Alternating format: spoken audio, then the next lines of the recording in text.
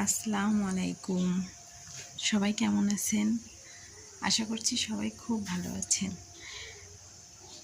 চলে আসলাম আরও নতুন একটা ভিডিও নিয়ে। তো কালকে আপনাদের ভাই একটা ফ্যান কিনে নিয়ে এসেছিল, আপনাদের সাথে অবশ্যই শেয়ার করব।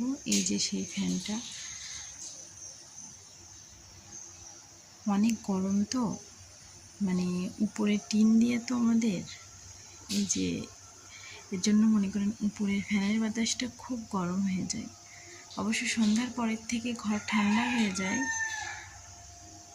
তো আমার মেয়ে ঘুমায়, আপনার ভাইয়া ঘুমায়, এর জন্য খুব গরম।